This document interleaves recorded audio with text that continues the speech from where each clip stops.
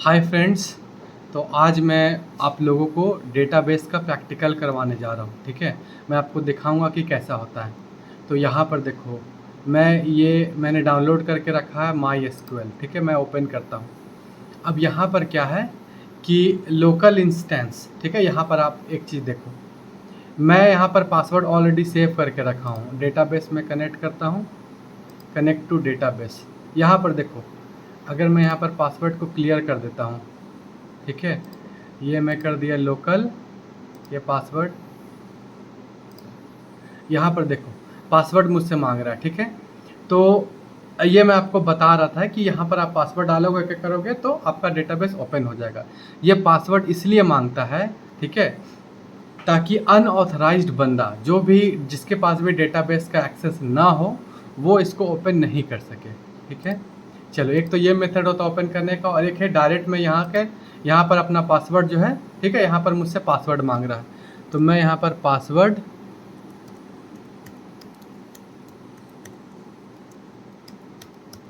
ठीक है, पासवर्ड डाल दिया, ओके किया।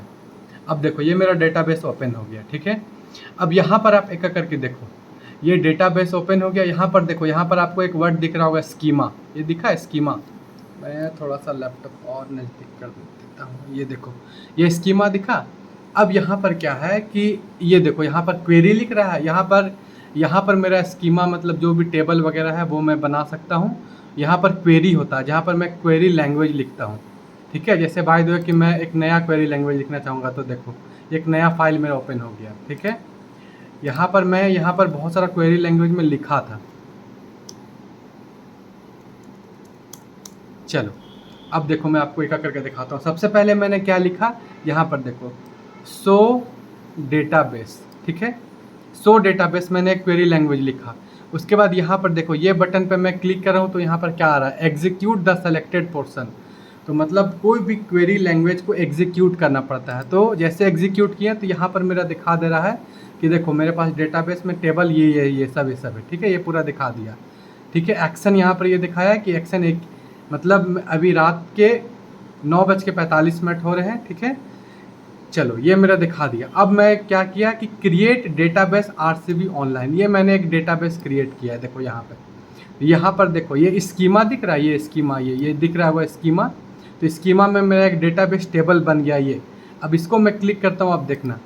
ठीक है, यहाँ पर देखो टेबल बन गया। ठीक है, इस टेबल में मैं क्लिक किया, तो यहाँ पर देखो, यहाँ पर क्या यूज़, अब मैं कह रहा हूँ कि यूज़ आरसीबी ऑनलाइन। अब मैं बोल रहा हूँ कि आरसीबी ऑनलाइन जो मैंने एक डेटाबेस बनाया, उसको यूज़ करके उसके अंदर क्रिएट करना है टेबल, जिसका नाम क्या है, कस्टमर। तो आप देखो इस टेबल में अंदर क्या हो, एक कस्टमर क्रिएट हो गया। ठीक है, अब उस कस्टमर के अंदर क्या है, देखो, अब उस कस्टमर के अंदर मैं डिटेल दिया हूँ। क्या क्या डिटेल दिया हूँ, कस्टमर का आईडी होगा। ठीक है, जो वार कार 6, देखो ये मतलब डेटा टाइप होता है कि आपको कैसा डेटा डालना है।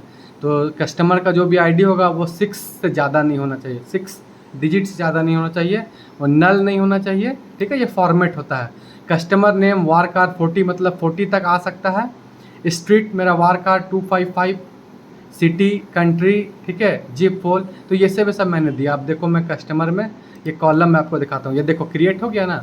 मैं क्या क्या क्रिएट किया था, कस्टमर आईडी क्रिएट किया था। देखो कस्टमर आईडी बन गया, कस्टमर नेम बन गया, स्ट्रीट बन गया, सिटी बन गया, कंट्री, जिप कोड, ये सब बन गया, मैं क्रिएट किया था। ठीक है, अब मैं क्या कर रहा हूँ, सेलेक्ट स्टार फ्रॉम कस्टमर। अब देखो, सेलेक्ट स्टार का मतलब होता है ऑल। डाटाबेस में स्टार का मतलब होता है ऑल, मतलब कि कस्टमर जो भी था उसमें मैं क्या किया, पूरा ये सेलेक्ट कर लिया। ठीक है, इसको अगर मैं एग्जीक्यूट करता हूँ, देखो ये मैं सेलेक्ट करके एग्जीक्यूट करता हूँ। ठीक है, तो ये क्या कह रहा है कि सेलेक्ट, अभी मैं इसमें कुछ डाला नहीं हूँ। ठीक है, इसलिए एरर दे दिया। चलो, अब क्या कह रहा है कि इंसर्ट, मैं कह दिया इंसर्ट इनटू कस्टमर वैल्यू। ये जो कस्टमर है इसका वैल्यू मैं इंसर्ट करने जा रहा हूँ। देखो एक करके, क्या है, कस्टमर आईडी। तो कस्टमर आईडी मैंने ये इंसर्ट किया इसमें। ठीक है, रामा कृष्णा इंसर्ट किया। उसका कस्टमर नेम, स्ट्रीट है मेरा लंदन स्ट्रीट। ठीक है, उसके बाद सिटी है मेरा लंदन सिटी। उसके बाद कंट्री है मेरा यूके। उसके बाद मेरा जिप कोड है, ये हो गया मेरा जिप कोड हो गया। ये हो गया मेरा फ़ोन हो गया। उसके बाद हो गया ईमेल, हो गया rcbacademy.com। तो ये मैं इंसर्ट करने जा रहा हूँ, ठीक है। इंसर्ट ये किस में करना है, ये वैल्यू इंसर्ट मुझे करना है कस्टमर में, ठीक है। तो इसी तरह मैं क्या करता हूँ, जैसे कस्टमर या आईडी में लिखा, अब मेरे पास बहुत सारा डाटाबेस है, मेरे पास बाय द वे कि 500 कस्टमर है। तो एक करके मैं सब कस्टमर का यहाँ पर डिटेल इंटर कर दूंगा, कस्टमर का नेम, कस्टमर आईडी। तो यहाँ पर आपको मैं ये दिखाना चाह रहा हूँ कि ये मेरा MySQL का एक डेटाबेस मैनेजमेंट सिस्टम, जहाँ पर मैंने क्या किया सबसे पहले, ठीक है। सबसे पहले देखो मैं क्या किया, डेटाबेस यहाँ पर बनाया, ठीक है। डेटाबेस यहाँ पर ये मैंने एक डेटाबेस बना लिया, ठीक है। उस डेटाबेस के अंदर मैं टेबल बनाया, ठीक है। टेबल के अंदर एक जो भी मेरे डेटाबेस का नाम मुझे देना था, ठीक है, वो मैं नाम दे दिया। कस्टमर के अंदर मैं अपना जो भी रोज़ कॉलम बनाया और ये सब डिटेल बनाया। तो इस तरह से आप स्कूल का, कॉलेज का, या फिर जैसे बाय द वे आप सॉफ्टवेयर बना रहे हो तो यहाँ पर एक लॉगिन आईडी, होम पेज, इस तरह से आप बना सकते हो, ठीक है। चलो, तो अभी देखो, अभी मैंने तुरंत क्या किया कि एक डेटाबेस क्रिएट किया राकेश, ठीक है। ये देखो यहाँ पर देखो, अभी मैंने किया क्रिएट डेटाबेस राकेश, ठीक है। ये किया, इसको एग्जीक्यूट किया। अब यहाँ पर एरर आ रहा है, क्यों? यहाँ पर गौर करो, यहाँ पर एरर आ रहा है, लिख रहा है कांट क्रिएट डेटाबेस राकेश, क्योंकि ये डेटाबेस ऑलरेडी एग्जिस्ट करता है, मैंने यहाँ पर पहले से क्रिएट कर चुका था, ठीक है। अब ऐसा करता हूँ, मैं दूसरा क्रिएट कर देता हूँ, डेटाबेस गुरु, क्रिएट डेटाबेस गुरु, ठीक है। और मतलब मैं आपको ये बता रहा हूँ कि देखो, ये इसी को क्वेरी लैंग्वेज बोलते हैं, SQL, स्ट्रक्चर्ड क्वेरी लैंग्वेज, ठीक है। इसको इस तरह का फॉर्मेट में लिखा जाता है। उसके बाद फिर मैं इसको क्या करूँगा कि सेलेक्ट करने के बाद ये एग्जीक्यूट किया जाता है। देखो, एग्जीक्यूट में कर दिया तो यहाँ पर देखो क्या हो गया, क्रिएट डेटाबेस गुरु, ठीक है। एक डेटाबेस मेरा जो है वो गुरु क्रिएट हो चुका है। देखो यहाँ पर एक नया डेटाबेस गुरु दिख रहा है, ठीक है, गुरु दिखा, गुरु। अब मैं यहाँ पर, ठीक है, अब इस टेबल में मैं चाहूँगा तो, ठीक है, अब यूज़ करूँगा इस गुरु को। उसके बाद फिर मैं अगर क्लास का नेम, रोल नंबर जो भी करना है वो मैं क्रिएट कर सकता हूँ। चलो, तो इसमें बहुत ज़्यादा आपको डीप में नहीं घुसना है, बस मैं आपको बेसिक बता दे रहा था। देखो यहाँ पर होता क्या है कि ये पूरा को डेटाबेस DBMS सॉफ्टवेयर है ये, ठीक है। जहाँ से मैं क्या कर रहा हूँ कि मैं सबसे पहले क्या किया, जैसे DBMS सॉफ्टवेयर को ओपन किया, ठीक है, तो सबसे पहले मैं क्या कर रहा हूँ कि यहाँ पर देखो दो चीज़ होता है, एक होता है एडमिनिस्ट्रेटर। एडमिनिस्ट्रेटर मतलब अभी मैं आपको पढ़ाया था ना, डाटाबेस एडमिनिस्ट्रेटर। तो एडमिनिस्ट्रेटर का काम क्या हो जाता है, वो पूरा एडमिनिस्ट्रेट करता है, ठीक है, इसको संभालता है। तो एडमिनिस्ट्रेटर के बाद मेरा होता है स्कीमा। मैं आपको ये प्रैक्टिकल इसीलिए दिखा दे रहा हूँ। अभी देखो, यहाँ पर देखो मैं किसको सेलेक्ट किया हूँ, राकेश। तो कौन सा स्कीमा ओपन है, यहाँ पर नीचे देखो राकेश स्कीमा, ये देखो राकेश स्कीमा दिख रहा है ना। अभी बाय द वे मैं गुरु को सेलेक्ट करता हूँ, देखो स्कीमा कौन सा ओपन हो गया है, गुरु।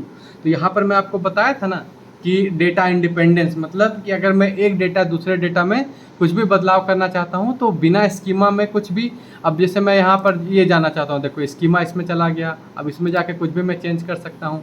इसमें गया तो राकेश स्कीमा आ गया, गुरु में गया तो गुरु स्कीमा आ गया, ठीक है।